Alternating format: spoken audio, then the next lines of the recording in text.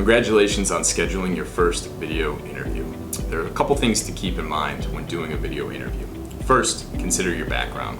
Are you sitting in front of a window? Is there anything distracting on the walls? You want to make sure you have a nice, quiet environment for this type of interview.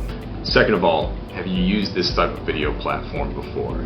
If you haven't, it may be best to download the platform prior or test the connection 15 to 20 minutes before. Do a trial run, whether with yourself, your recruiter, or maybe even your significant other. A lot of times with a laptop or computer, it will be at an angle looking down, and you want the camera height to be about the same as it would when you're having a conversation with a person. Try to replicate a face-to-face conversation as much as possible. And lastly, the attire. We recommend at least a collared shirt in these first type of video interviews, but ask your recruiter. They may have some insight into either the company or the person you're going to be speaking with. The video interview, you want to make sure that similar to the test, you're maintaining eye contact with the camera and not the screen. You can have notes in front of you or if they're below you, but you want to make sure you're maintaining eye contact as you would if you were having a conversation. In addition to the notes you prepare, try to think of some good questions, and you can work with your recruiter on this prior to the interview.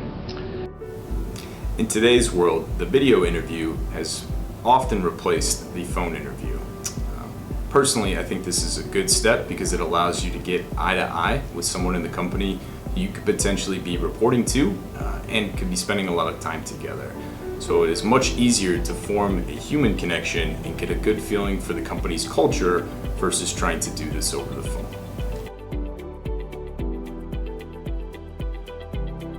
And this would be an example of what not to do. Yeah, there's no need for file service tonight. File service is at our house actually, so.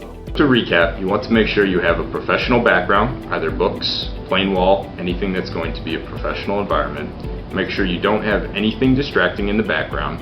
You want to make sure your camera height is appropriate, good sound quality, your internet connection works, and make sure you do a test run in the location with either yourself or your recruiter or someone you trust.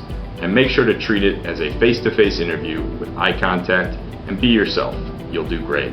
Follow up with your recruiter afterward and feel free to refer back to the document that we sent you as well as the other parts of this video. Good luck.